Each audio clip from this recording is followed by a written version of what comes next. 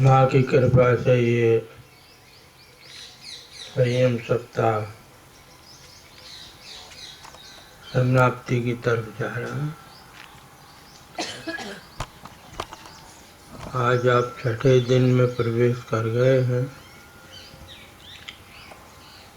और मध्याह्नोत्तर काल का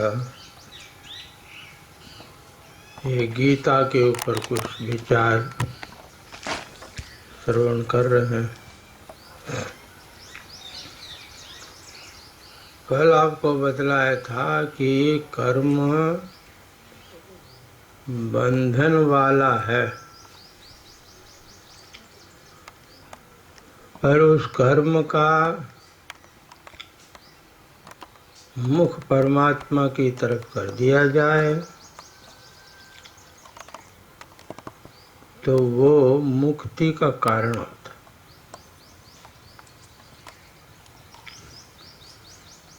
देखो वही एक वस्तु शक्ति होती है। हाँ, तो वस्तु शक्ति वस्तु के धर्म को नहीं देखती।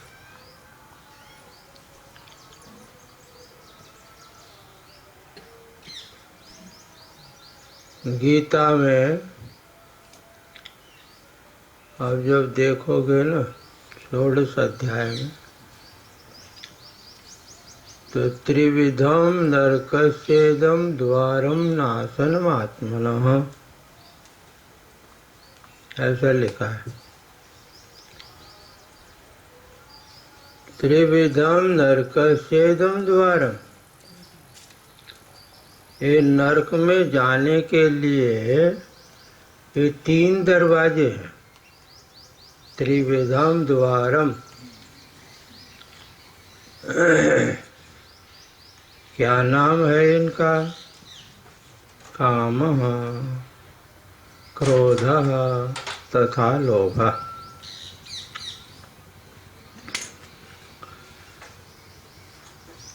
ये ऐसे हैं,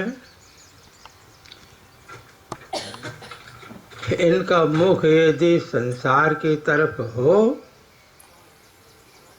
तो बिल्कुल नरक का दरवाजा खुला है, एकदम कोई बेरोक टोक वहां चले जाओ।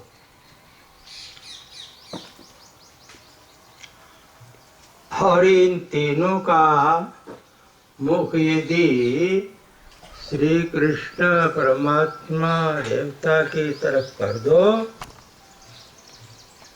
तो वैकुंठ का दरवाजा खुला है, भगवान के धाम का दरवाजा खुला है, आपको कोई रोकने वाला नहीं। ये देखो, आपको तो आश्चर्य होगा कि ऐसा ऐसा ऐसा होता है। किसी ने हमको सुनाया था, पता नहीं कहाँ तक सही है। एक पत्नी के पति को आदत थी गाली देने की, बड़ी गाली देता। पत्नी बार बार उनको समझाती थी, उनके पैर छूती थी कि हमको दे दिया करो आप गाली, कोई बात नहीं, पर संसारियों को मत दो आप।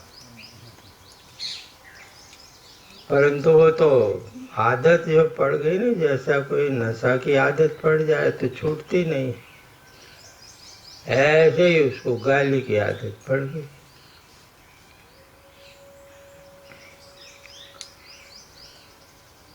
एक दिन एक संत आ गया भिक्षा लेने के लिए, दरवाजे पर नारायण हरि करी, तो बेचारी वो लाई भोजन संत को देने के लिए। जब देने लगी तो उससे रहा नहीं गया, उसकी आंख में आंसू आ गए। संत ने अपनी झोली वापस कर ली कि बहन तुम्हारी भिक्षा नहीं ले। अरे जो इतना दुखी हो कि भिक्षा दे, तो भाई वो भिक्षा तो फिर हम खाएंगे तो हम भी दुखी हो जाएंगे।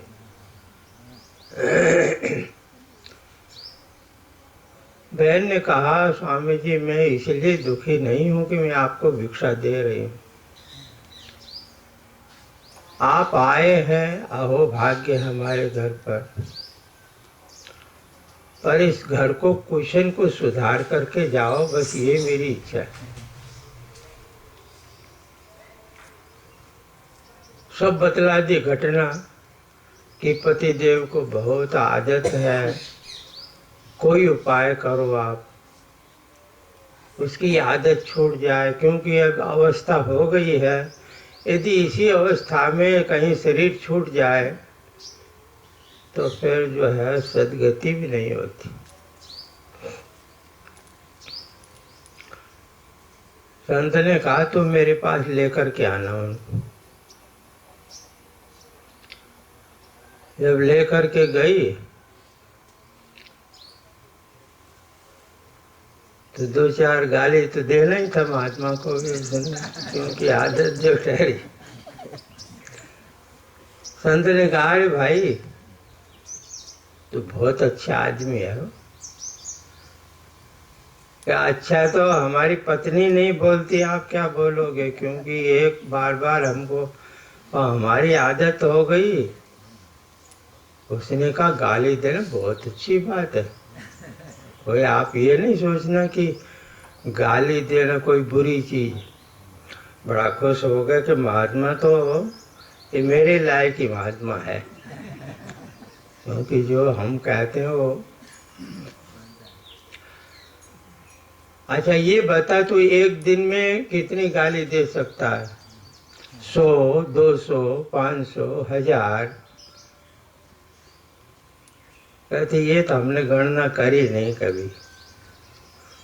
अच्छा हम आपको जो है गणना बताते हैं। संत ने जो है श्री कृष्ण का एक चित्र दे दिया और कहा कि जितनी गालियां दे, देखो 108 तो गिन को देना है, तो नियम कर ले। तो ज्यादा दे तो तेरी वो वाह वाह बहुत अच्छा, पर देख मैं तेरा गुरु हूं, तो शिष्य है, गाली का गुरु हूं। हाँ, पर ये है कि ये कृष्ण को अतिरिक्त किसी को नहीं देना, यदि मेरी बात मान। जितनी गाली निकाल देना तो, और कम से कम 1 घंटा दरवाजा बंद करके गाली देना। जैसे भजन करते हैं लोग अपना दरवाजा बंद करके। संत ने कहा ये वो भक्त ने कहा ये तो मेरे से हो जाएगा और तो नहीं होगा, बस यही कर दो। पत्नी ने तो बड़ा कि महाराज आपने तो और उल्टा कर दिया। अरे औरों को दे तो भगवान को गाली देगा, फिर बताओ कहाँ जाएगा। संत ने कहा तू चुप रहे, अब मैं और मेरा चेला दो ही जाने, तो बीच में ना पड़।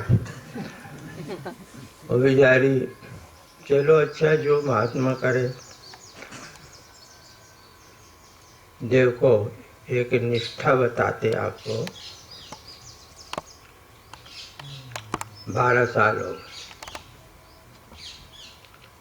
निरंतर दरवाजा बंद करता है और भगवान को गालियों की बौछार बोलते हो। अब ठाकुर जी तो ठाकुर जी जाने पर बड़े खुश, बड़े आनंद में हुआ। ऐसा भजन करने वाला तो कोई मिलेगा नहीं, तो ऐसा नहीं होता। योग आयोग एक वो जो भजन का टाइम था, पत्नी कहीं बाहर गई थी। एक संत को किसी ने कहा, संत ने कहा भाई आज हमको भिक्षा करनी है। लोगों ने कहा ये भक्त का घर है, यहाँ आपको भिक्षा मिल जाए। पत्नी बड़ी अच्छी थी उन। और कुछ आवाज आ रही थी भीतर से। मैंने कहा कोई है तो सही, घर सुना तो नहीं। जरा सा दरवाजा खोला तो बस क्या था साला भनोई बना करके रखा था भगवान को। उसने कहा अरे ये तो कोई बड़ा पापी आदमी है, भगवान के सामने गाली देते। खैर संत चल पड़े। इतने में वो उसकी पत्नी आ गई कि भगवान आप आओ। कैसे आए, आपकी कोई भिक्षा का प्रबंध करूं। उसने कहा तुम्हारे घर का तो हम पानी भी नहीं पिएंगे। है वो क्या कर रहा है? कहते महाराज एक संत ने बताया उनको। वो कहे ये संत नहीं था, कोई राक्षस था। ऐसा कोई बताएगा भगवान को गाली देने के लिए? खैर उसका भजन पूरा हो गया, बाहर आया, नमस्कार करी। अब जानते हैं ना कि दूसरे को गाली नहीं देना।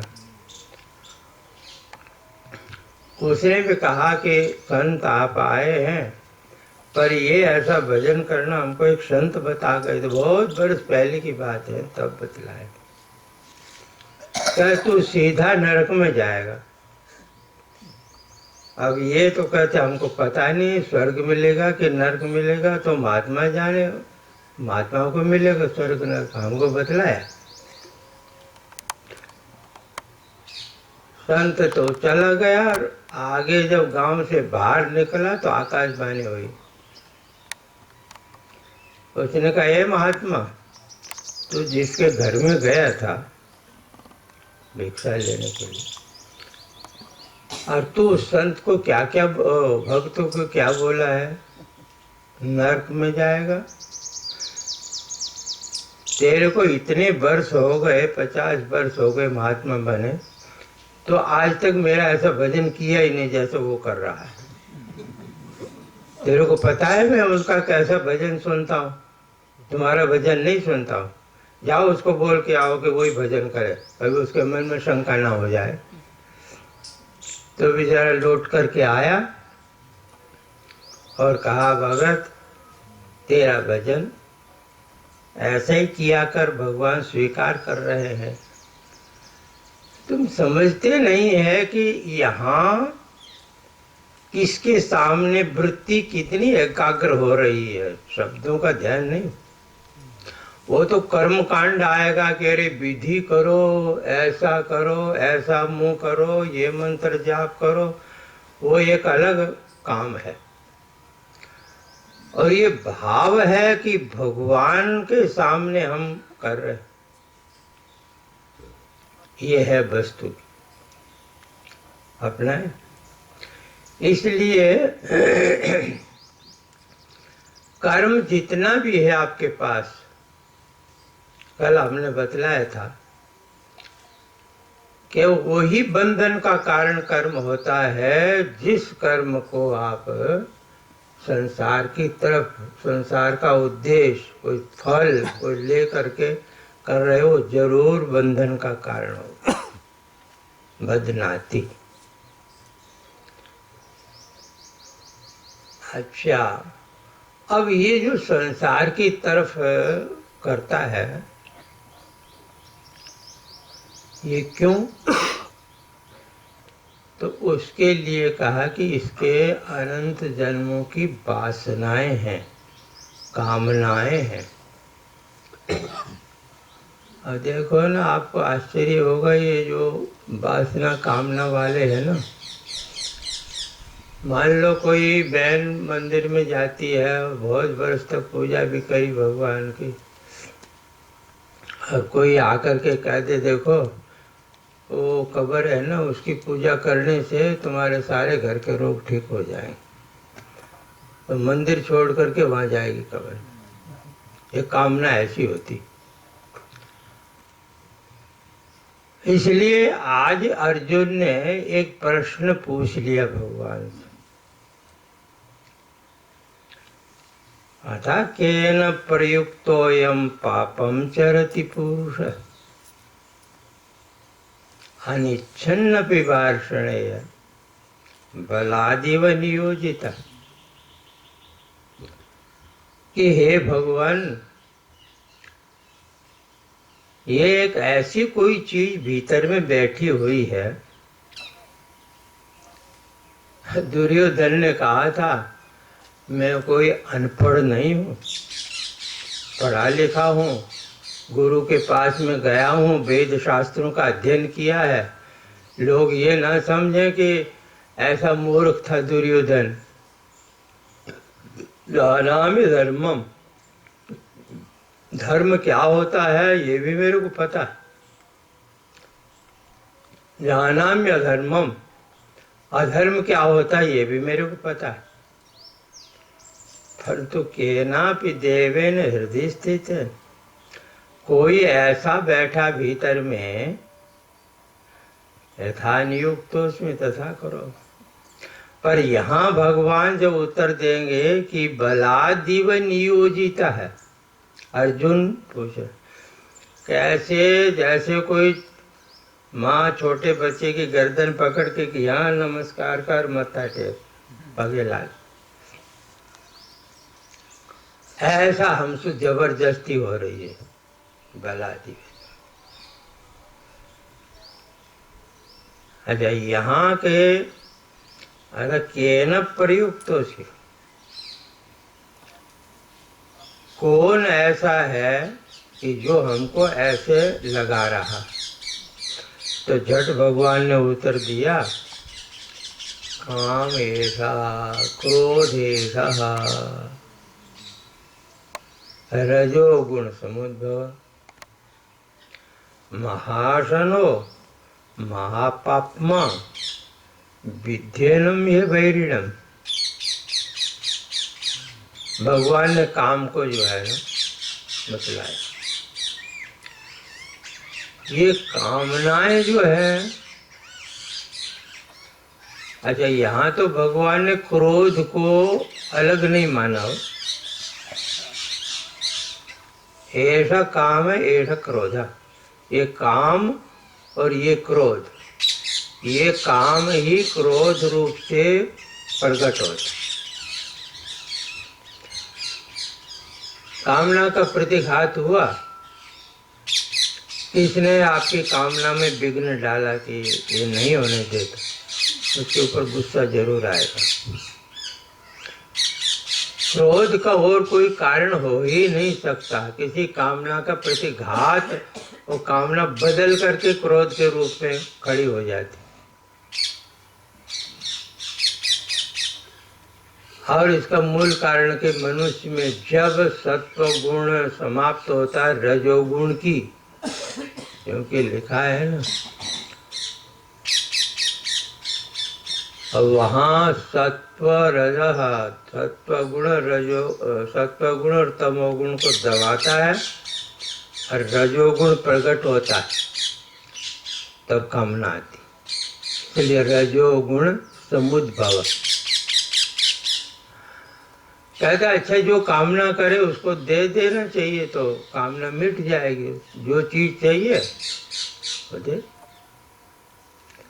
कहते ना, मिटती नहीं हो। एक ही कामना हो, वो वस्तु आपको मिल गई और कामना समाप्त हो जाए तो बहुत आसान काम हो गए। महाशना महादासनम, ये इतना खाने वाला काम है कि इसका पेट कभी भरता ही नहीं। आना ले ना, इसलिए पाप करवाता। महापापमा भी बोला है, या पेट नहीं भर रहा है तो पाप करेगा, जरूर करेगा। एक तो कह रहे थे बहुत बड़े जो धनी लोग होते हैं ना, अरबों खरबों पति, तो बहुत मुश्किल होता है इनको संभाल, पता नहीं क्या क्या करके। एक तो सेठ कहते दान भी बहुत कर रहा था, बहुत बड़ा दानी है, पर धंधा ऐसा है कि आप सुन लोगे तो कान में उंगली दोगे। बड़ा और जो पर ये है कि महाशन महापापमा और साधक का बैरी है, बिल्कुल शत्रु यही है, विद्येन मयि बैरी। अच्छा, काम को जो अब निवृत्ति करनी है, साधना साधक के लिए बतलाए हो। हाँ, क्योंकि संसारी के लिए तो वो अमृत की तरह दिखाई देता है, ऐसा भाष्यकारों ने लिखा है। वो तो भाई उसको बहुत अच्छा लगता है वो काम, पर साधक से कभी कभी ऐसा हो जाता है, बाद में बड़ा पश्चाताप करता। अरे जैसे देखो, शास्त्री जी से भागवत सुनते हो आप लोग, वहां लिखा है कि परीक्षित ने एक ऋषि के गले में सांप डाला। परीक्षित कोई साधारण राजा नहीं, बड़ा विवेकी है, पर तत्काल कुछ रजू। अब इसमें कई कल्पना कि वो ऐसा था तो सोने में कलयुग आ गया, मुकुट था, जो भी हो उसके ऊपर नहीं। अपने को तो विचार करना है कि क्यों ऋषि के गले में सर्प डाला हो।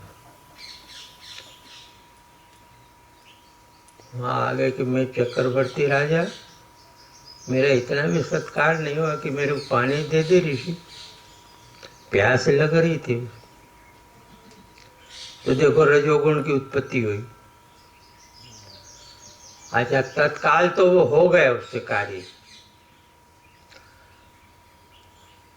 पर जब घर में आता है बड़ा भयंकर पश्चाताप हुआ हो। परीक्षित को देखो, ओहो, कहाँ ऋषि बेचारे तपस्या कर रहे हैं, हमसे कुछ लेना नहीं देना नहीं, अरे ऐसे ऋषि के पास जाकर के मैंने ऋषि को कष्ट दिया। हमारे कुल में ऐसा कोई पैदा नहीं हुआ है कि ऋषियों को दुख दे, तो राक्षसों का काम था। आज हमारी वृत्ति कैसे होगी? और भगवान से प्रार्थना करता है, हे भगवान इस पाप का दंड दे दो, जल्दी दंड दो मेरे को। और जब सांप की बात सुनी उसने तो वो नाराज नहीं, खुशी हो गई, बड़ा आनंद आया। और एक समझने के ऋषि की कृपा, 7 दिन तक जीवन दे दिया मेरे को। अरे पाप तो ऐसा किया था कि आज ही समाप्त होने जाना था मेरे को, ये राज्य लक्ष्मी जितनी सब नष्ट हो जानी चाहिए थी, ऐसा। तो ये बैरी किसका है? कहते विवेकी का। विद्येनम यही वैरिणम। अब ये रहा कि इसकी निवृत्ति कैसे हो। अच्छा, निवृत्ति करना हो तो काम कहाँ रहता है, पहले उसका स्थान समझो। जैसे किसी शत्रु से लड़ाई करना हो, आपको युद्ध करना हो, तो पहले उसके ठिकाने का पता तो लगे कि कहाँ रहता है। तो भगवान ने 3 इसके ठिकाने बतलाए।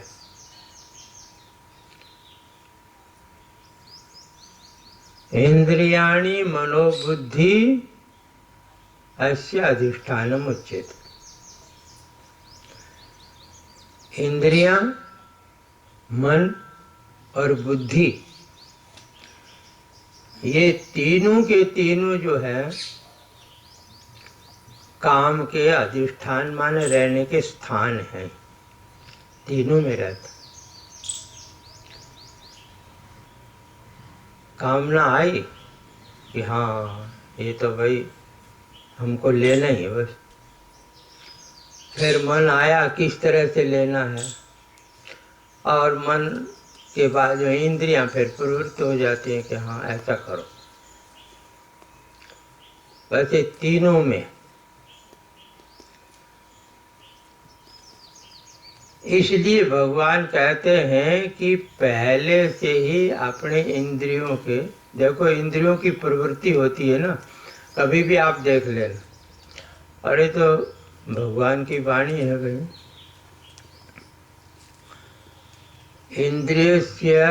इंद्रियस्यार्थे रागद्वेषो व्यवस्थितो। नियम यह है कि जो इंद्रिय उसका जो विषय होगा ना, उसमें राग और द्वेष दोनों बैठे हुए। कोई भी इंद्रिय हो, श्रोत्र इंद्रिय हो, त्वग इंद्रिय हो, चक्षु हो, रसन हो, ग्रहण हो, प्रत्येक इंद्रिय के विषय में राग और द्वेष बैठा हुआ है। कैसे?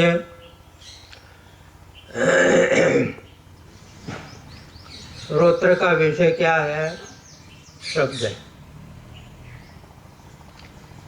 जब शब्द सुनना, ये तो श्रोत्र का विषय। अच्छा, वो शब्द आया आपके अनुकूल, किसी को प्रशंसा करने लग जाओ, वाह वाह आपके दर्शन हो गए, अहो भाग्यम अस्माकम, देखो देखो क्या बात है, आप तो कभी आते ही नहीं हमारे घर पर, कभी कभी तो दर्शन दिया करो, हम तो आपको साक्षात देवता मानते हैं। लो, शब्द सुनेगा कि नहीं? तो इस शब्द में क्या है? राग बैठा हुआ है, और खुश हो जाएगा कि ओ मेरे को देवता बोला है इन्होंने, देखो मेरा सम्मान कर रहे हैं।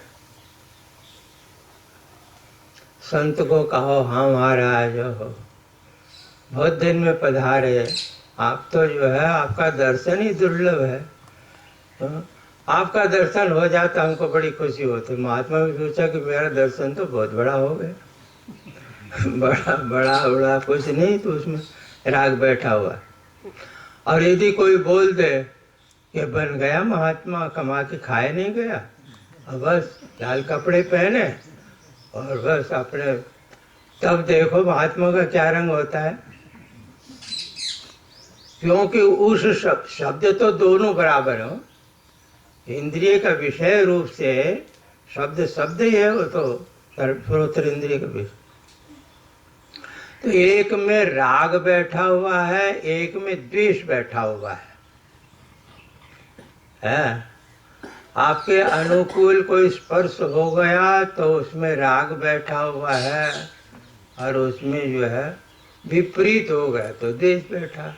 आपके चक्षु के सामने रूप आता है, आपके अनुकूल हो गया, राग हो गया, और खराब शत्रु दिख जाए तो तब देखो आंख में ओ लोही आ जाए। और तो प्रत्येक इंद्रिय के साथ में राग द्वेष बैठा। भगवान ने आज्ञा करी कि तैरुणवस्म आगच्छेत्, देखो उसके बस में नहीं जाना था राग द्वेष। तो राग द्वेष से रहित होना, और ये तीन जो स्थान बतलाए हैं, इनके ऊपर विजय प्राप्त करने के लिए भगवान कहेंगे कि तू कहाँ बैठ करके इसके ऊपर विजय प्राप्त करे, वो बतलाएंगे। ओम पूर्णमदः पूर्णमिदं पूर्णात् पूर्णमुदच्यते पूर्णस्य पूर्णमादाय पूर्णमेवावशिष्यते। ओम शांति। नर्मदा मात की। ओम नमः पार्वती पतये हर हर महादेव।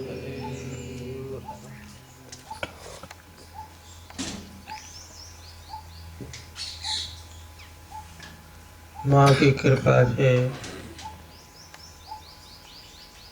ये संयम सप्ताह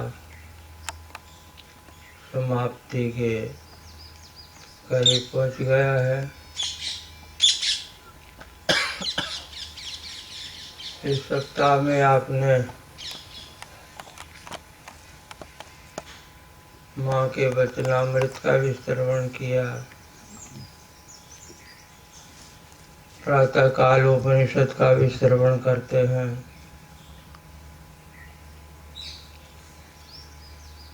रात्रि को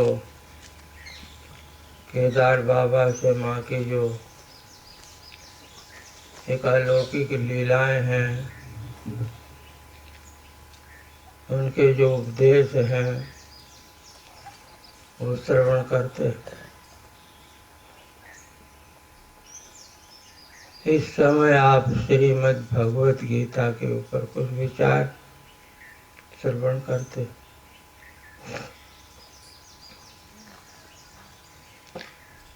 सर्वशास्त्रमयी गीता, सर्वशास्त्र का निचोड़ मानते हैं गीता।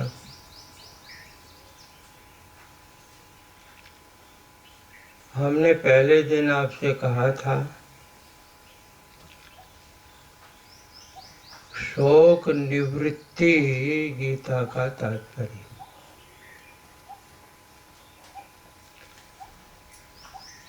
शोक आना जीव में स्वाभाविक है।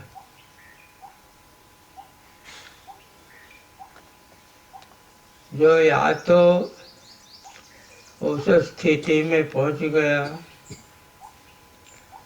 जहाँ दिया अध्यास की निवृत्ति हो गई, तब तो शोक की कोई बात ही नहीं।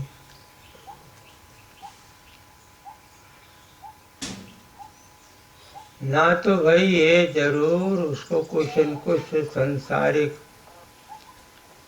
ऐसी उलझने आती, शोक आता है। और शोक की निवृत्ति यह उपनिषद सिद्धांत से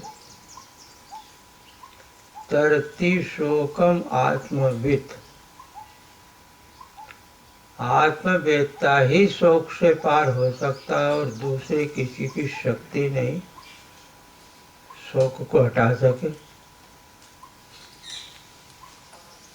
दुख आता है, कई प्रकार से आता है, कभी किसी के कभी किसी। कोई तो अपने गुरुओं के पास आके प्रकट कर देता है, जैसे नारद जी ने सनत कुमार के पास, अर्जुन ने भगवान के पास में प्रकट कर दिया। प्रकट करो।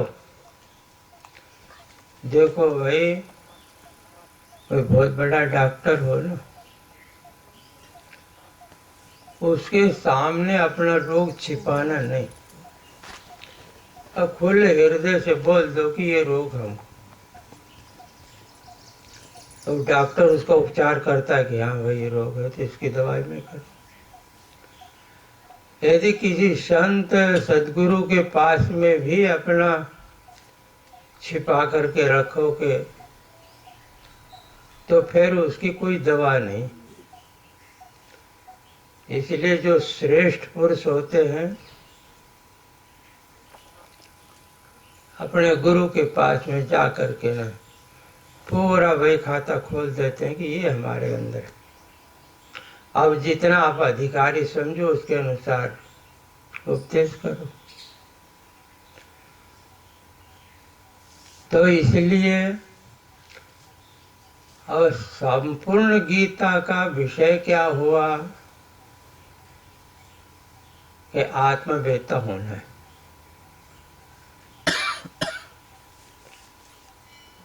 आत्मवेत्ता हो जाता है तो शोक से पार हो जाता है, और बिना आत्मज्ञान के कभी शोक से पार नहीं हो सकता। कल हमने बतलाया था कि भाई सबसे बड़े दुखदाई मनुष्य की कामनाएं।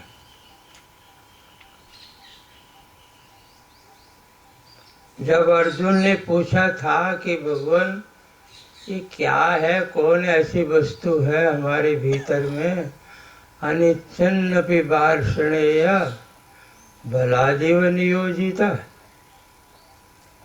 इच्छा नहीं है हमारी पर पाप करने के लिए जो है प्रेरित हो जाता हूँ। और पाप जब हो जाता है फिर ध्यान आता तो बड़ा दुख होता है कि हमारी इच्छा नहीं थी, कैसे हो गई। ये क्या चीज? भगवान ने क्या उत्तर दिया? कामेश क्रोधेश रजोगुण समूह। सबसे नीचे पटकने वाला, इसको भ्रष्ट करने वाला, नीच गति में जाने के लिए भगवान ने उपाय बताई कि देखो कैसे जाता है ये। द्वितीय अध्याय में एक प्रसंग आया, विषय चिंतन होता है इसका। सबसे पहले विषय जब प्रिय लगते हैं ना, अरे भगवान प्रिय नहीं लगेगा तो विषय प्यारे लगेंगे, निश्चित बात। या तो सबसे प्रिय भगवान हो गए तो विषय प्रिय नहीं लगे। काम और राम दोनों एक जगह कैसे रहेंगे भाई, ये बताओ आप। जहां काम तहां राम नहीं, और जहां राम तहां काम। तुलसी कबहू क मिल सके, रवि रजनी एक ठाव। तुलसी जी ने कहा जिसके हृदय के अंदर राम है अर्थात भगवान है, अपना इष्ट देव है, वह कामना को जगह नहीं। और जिसके भीतर में कामना भरी है तो राम होते हुए भी वहां उसको पता ही नहीं लगेगा, नीचे दब जाएगा कामना के नीचे। राम और काम एक अधिकरण में एक स्थान पर नहीं रह सकते। संसारी आदमी होता है चिंतन ध्याय तो विषयान पुंसा, ऐसा लिखा, विषय का ध्यान करता है। वो बहुत अच्छा है, बहुत अच्छा, बहुत प्रिय लगता है। अच्छा, यहां से गिरना प्रारंभ हुआ है, नीचे गिरता है मनुष्य। संगस्ते शुभ जायत, उस विषय का चिंतन करते करते उसमें आसक्ति पैदा होती, बहुत प्रिय लगता है। इतना आसक्त हो जाता है कि बस उसी का चिंतन।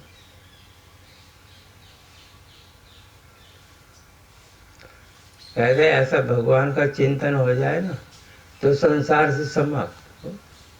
कोई संसार की कामना, कोई संसार में रहता हुआ भी निर्लेप जीवन हो जाता। ऐसे भगवान प्यारा लग रहे। लोग कहते हैं कि हम माला फेरते हैं, ये करते हैं, मन नहीं लगता। उनसे पूछो तेरे को जिसके नाम की माला फेरते हो भगवान प्यारे लगते हैं कि नहीं?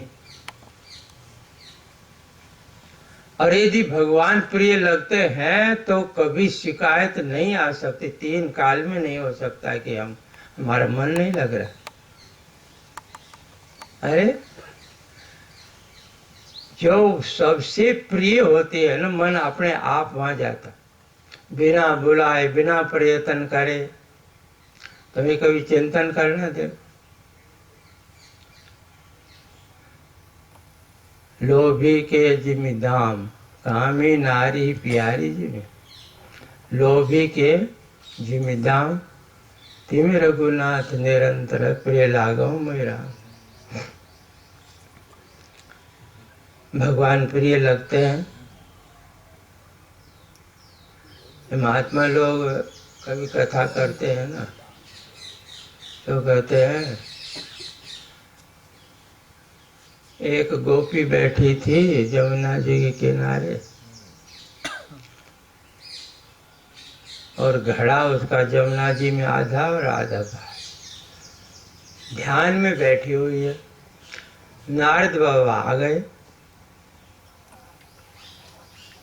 नारद जी ने गोपी को आवाज दी कि अरे पगली, तू क्या कर रही है? अरे ध्यान तो हम करें ना, महात्मा लोग गुफाओं में बैठ करके, जंगल में बैठ। अरे भगवान तुम्हारे घर के वो बाहर सब खेल रहे हैं, फिर ध्यान करने की क्या जरूरत? देखो गोपी ने क्या उत्तर दिया कि बाबा ध्यान उसका नहीं कर रही हूं, तो उसको भीतर से निकालने के लिए ध्यान कर रही हूं कि कृष्ण एक बारी निकल जाए तो मैं घर का काम धंधा कर लूं। यहाँ आई जमुना जी में, जमुना जी का जल श्याम श्याम देखा तो वो याद आ गया, बस हमारे हाथ पैर तो ढीले हो गए, अब काम नहीं होता। तो सावधान हो रही हूँ कि इसी तरह ये निकल जाए तो मैं काम करूं। क्या माला फेरती है क्या गोपी श्याम सुंदर के? अरे इतना प्रिय लग रहा है कि जबरदस्ती आ रहा है, संसार का काम नहीं हो। तुमको संसार प्रिय लगता है इसलिए कहते कि मन नहीं लगता, मन नहीं लगता। सीधी बात, विषय चिंतन हो रहा है विषय का और माला फेर रहे हो भगवान के नाम की। संसार को यदि करोगे तो ध्याय तो विषयान पुंसा संगस्तेषु विषय, आसक्ति होगी उस विषय की, संगा संजायते काम, और फिर लेने की इच्छा होगी कि किसी प्रकार ये विषय मेरे को मिल जाए। और मान लो धारो कोई ऐसी विघ्न बाधा आ जाए, जिस विषय को लेना चाहते हो उसमें कोई विघ्न बाधा खड़ा कर दे तो गुस्सा आएगा, क्रोध आएगा। कामात् भवति क्रोधः,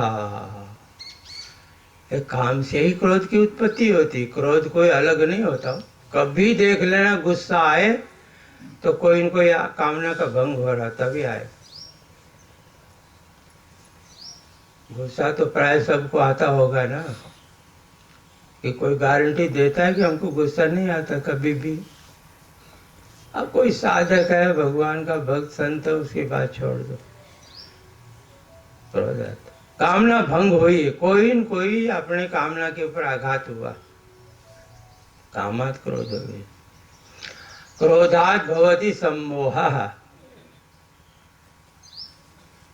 क्रोध क्या काम करता है?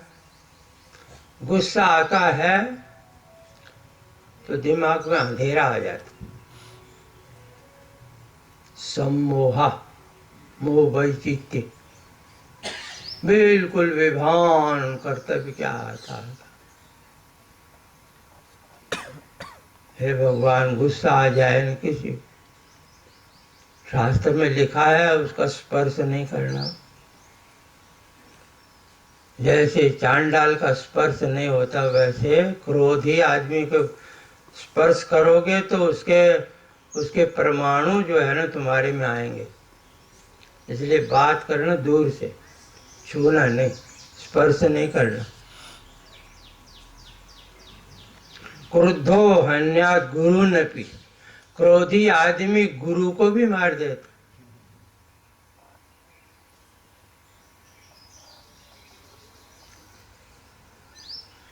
एक जब हम बम्बई में थे ना तो एक पेपर में आया कि एक बहन ने पति पति में कभी झगड़ा हो गया और पति अपंग था और बहन को आ गया गुस्सा, बस एक कटार लिया और वहीं टुकड़े टुकड़े पति के कर दिए, खत्म। बताओ। अरे उसको ये भान नहीं हुआ कि हाँ प्रति परमेश्वराय नमः, ऐसा तो वो कहाँ गया, वो परमेश्वर को कत्ल कर दिया। ना माता